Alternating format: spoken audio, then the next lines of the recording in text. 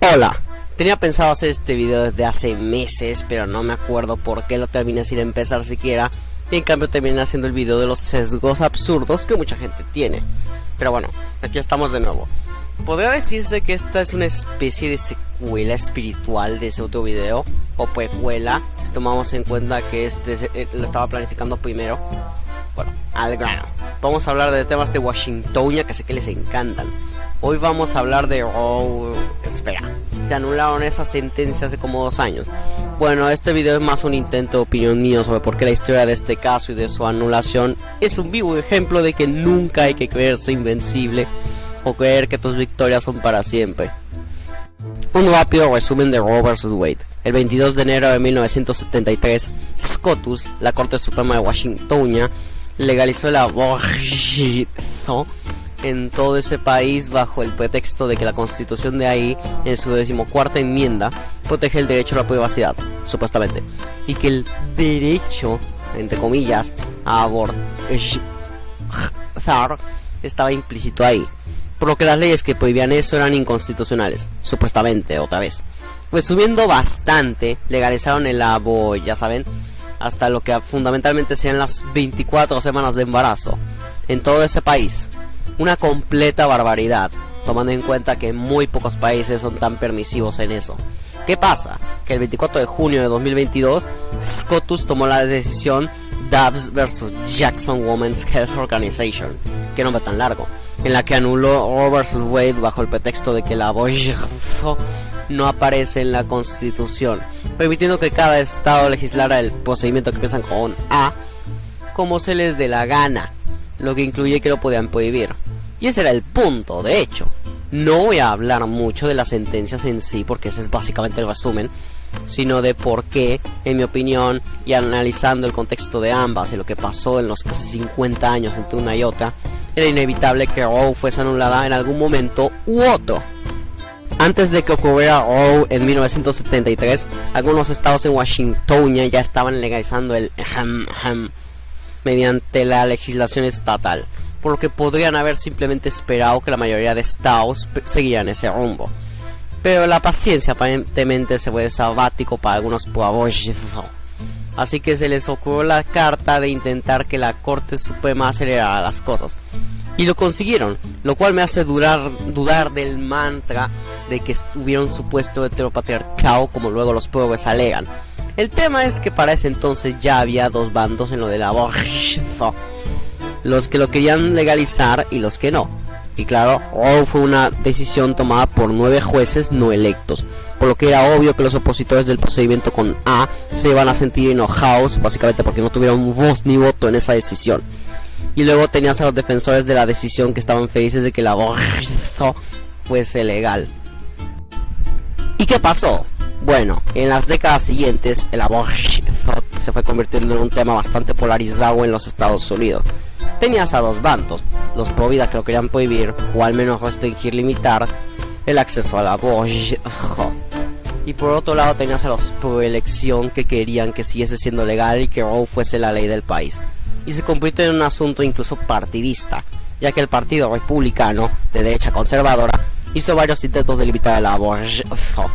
Por ejemplo, Ronald Reagan, o Ronaldo Reagan para los cuates, en los 80s hizo una política llamada Política de la Ciudad de México, que solo se llama así porque la presentó en una conferencia ahí, que era que si eras una ONG internacional y dabas servicios en otros países, te cortarían los fondos. Y por otro lado tenías al Partido Demócrata, de izquierda liberal, que estaba a favor del aborto y de Roe vs. Wade. Y cada presidente demócrata que llegaba anulaba la política que mencioné de Reagan, solo para que el presidente republicano que llegara después la volviera a activar y así todo el rato. Pero no anulaban Roe porque solo lo podían hacer si la corte se retractaba o si hacían una enmienda constitucional al respecto. Todo esto lo menciono para que se hagan una idea de lo polémico que era este tema allá, aunque aquí creo que lo es incluso más. Yo vine aquí a hablar de por qué creo que era inevitable que Roe vs. Wade, tal como ocurrió, fuese anulada. Y se puede resumir en lo débil que era la sentencia original. Incluso la juez Ruth Bader Ginsburg, o como se pronuncie, de SCOTUS, dijo años después de esa sentencia, sino que esta era jurídicamente débil y que lo más seguro era que fuese anulada. Y ella era pro aborto. ¿Por qué lo dijo entonces? Por su inconstitucionalidad. Verán, mencioné que la sentencia original se basaba en el derecho a la privacidad de la 14ª enmienda gringa. Ese derecho no aparecía mencionado tal cual, sino que lo leyeron entre líneas. Y si de por sí eso era una interpretación de los jueces, decir que el aborto estuviese incluido en eso era un salto más mayor. Esa cosa no se mencionaba en ningún mugelado. Por lo que ese fue el argumento usado por Scotus en 2022, que al no estar mencionado el aborto en la Constitución, era asunto de los estados y el pueblo, no del gobierno federal ni de Scotus, según la 10ª enmienda del principio del federalismo, por lo que tendría que ser cada estado el que lo legislara según los votos de la gente, o como funcionara la legislatura estatal, y que Scotus y el gobierno federal se debían callar la boca, básicamente, y por eso aún no tendría validez. Esa es la explicación jurídica simple, pero obviamente no es casualidad que ocurriera específicamente en el momento en el que ocurrió, en 2022. Scotus se supone que es apolítica y que debe determinar la constitucionalidad de las leyes, pero los jueces sí ven ahí de por vida y cuando alguno se va para el otro barrio, su sucesor es nominado por el presidente actual y ya el Senado decide si se queda o se va, pero obviamente el presidente va a escoger a jueces que crea que van a decidir como a él le convenga, aunque no siempre le sale la jugada. Y esto nos lleva al punto clave que hizo que las cosas se tornaran a favor de anular Roe. Punto clave que, por risible que parezca, fue la elección de Donald Trump, o Donaldo Trumpas para los cuates. Básicamente a Trump le tocó nominar no a uno, ni a dos, sino a 3 jueces para Scotus durante su presidencia. Y obviamente escogió a jueces acordes a sus ideas. Esto inclinó la balanza en la corte a favor de la derecha ideológica y pues 3 de los 6 jueces que votaron a favor de Dobbs, o sea, anular Roe vs. Wade, fueron puestos por Trump.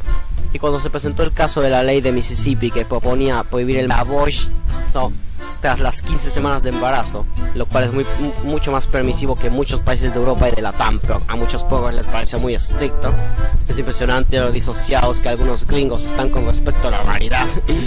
La corte terminó votando no solo a favor de que Mississippi pudiera implementar esa ley, sino que además decidieron anular Roe vs. Wade y permitir que cada estado pudiera legislar como se le cante el tzunlo, que es lo que se hacía antes de Roe vs. Wade.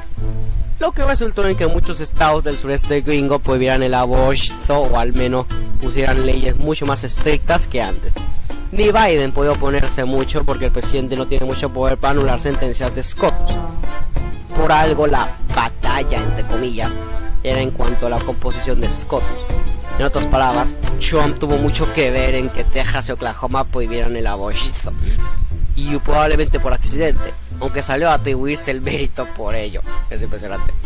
Resumiendo, la anulación de Roe era inevitable dada la poca base legal que tenía, porque la constitución gringa no lo avalaba. Incluso Ruth Bader Ginsburg, como mencioné, lo dijo cuando ella era juez en Scotus, aunque llegó años después de que ocurriera Roe, y advirtió que la sentencia era débil y sería anulada, incluso cuando ella misma estaba a favor del aborto, o al menos era autocrítica de su bando. Pero la izquierda gringa no le hizo ni caso y dieron por hecho que Roe duraría para siempre, por lo que no se prepararon para su inevitable anulación y pues ocurrió lo que ya les dije de Dobbs. Y ahora se ponen a llorar porque en el sureste es ilegal mandar un feto al otro barrio, a pesar de que en la mayor parte del país sigue siendo legal. Es increíble. Seré sincero, creo que Roe vs. Wade en sí misma terminó siendo una metida de pata monumental de parte de la izquierda gringa. Ya no solo porque yo esté en contra del aborto, sino porque creo que los terminó perjudicando a ellos a largo plazo también. Como ya mencioné, muchos estados ya estaban legalizando el aborto desde antes, por lo que podría haber sido mejor para los pro aborto simplemente esperar, en lugar de acelerar el paso de manera forzada. Acelerar el paso de manera forzada por medio de la corte terminó resultando contraproducente. ¿Y por qué? Porque al usar a la corte y dejarlo a decisión de 9 jueces no electos para impulsar una u otra agenda, terminaron enfadando al otro bando. En este caso, terminaron enfadando a los pro vida, ya que no tuvieron voz ni voto en el asunto, en un país que se supone sea una democracia. Y en las décadas siguientes se fue aumentando la narrativa pro aborto, de que si estás en contra del aborto, eres un racista, vete a saber por qué. Que si eres un misojo, que si eres un fascista, vete a saber por qué otra vez, etcétera, etcétera, etcétera. Lo que yo llamo los ad hominems de mierda. Si ninguneas a tu oponente, lo difamas y lo excluyes de la conversación, al punto en que tu bando usa a la Corte Suprema para impulsar su agenda, no esperes que tu oponente no se vuelva cada vez más hostil e intente usar a la misma corte en la misma forma que tú lo haces, pero para anular tu agenda. Es combatir fuego legal con fuego legal. Si se hubiera dejado que cada estado lo decidiera independientemente desde un principio, la polarización sobre el tema no habría sido tan alta, o al menos eso creo, y la discusión sobre el aborto se habría llevado a cabo a nivel estatal. Y al no sentir que se les haya impuesto desde una corte activista, los del sureste no habrían sido tan reacios, entre comillas, a legalizar el aborto si se hubiese hecho a nivel estatal bajo voto popular. Pero los pro-aborto tenían prisa, supongo, y terminaron enojando a un montón de gente que se vio obligada a aceptar una práctica con la que no estaban de acuerdo, y todavía no pueden oponerse sin que los acusaran de retrógrados. Y cuando ocurrió Dobbs y por fin las protestas en contra del aborto lograron algo, llegan los pro-aborto a acusar a la Corte Suprema de que supuestamente es fascista por permitirle a cada estado y a su gente legislar un tema delicado como mejor les parezca a la mayoría. Ahora resulta que la democracia es fascista, supongo. Lo irónico es que no veo a nadie diciendo que la decisión original de Roe vs. Wade fuera fascista, a pesar de que consistió en imponerle leyes pro-abortistas a toda la gente de un país bajo el capricho de menos de una decena de jueces y sin permitir que la gente votara al respecto. De verdad, vivimos en un mundo al revés. Y por eso creo que Roe vs. Wade fue una metida de pata monumental, otra vez, que a largo plazo ni siquiera benefició a sus defensores más rabiosos. Ya sabes, esos progres que se piensan que prohibir el aborto automáticamente convierte un país o estado en una distopía misoja o fascista. Corea del Norte tiene aborto legal y eso no lo convierte en una democracia. En sí, la principal lección que puedo dar aquí es: no eres invencible, simple mortal. No te confíes cuando todo parezca irle bien a tus planes, porque cualquier sabotaje te puede sorprender como un gran trueno. No hay que vetar al destino, porque tiene fama de aceptar el reto y ganar de las formas más creativas posibles. Y no apresures tu supuesta victoria más de lo debido o haciendo trampa, porque lo más probable es que se te salte algún fallo que a largo plazo lo haga contraproducente, o que te delate, o que te pase factura, que pueda ayudar tu plan. Y que haga que Dan Shomron y Moshe Dayan se decepcionen y te digan: eso no es digno de un estratega maestro. Y te manden a leer El arte de la guerra 20 veces hasta que entiendas lo que es una táctica maestra de verdad. Y hasta aquí llega el video. Espero que este análisis todo XD sobre un asunto de Washington y de por qué no hay que creerse invencible te haya gustado. Dale like si es así, comenta qué opinas y suscríbete si te gusta que dé mi opinión de cosas. Nunca pensé que haya un video hablando de aborto solo para concluir dando moralejas que se puedan aplicar a cualquier cosa de la vida y no solo a eso. Ahora voy con Cry, la mejor persona del mundo, a planificar cómo prohibir el aborto en Nueva York. No, pero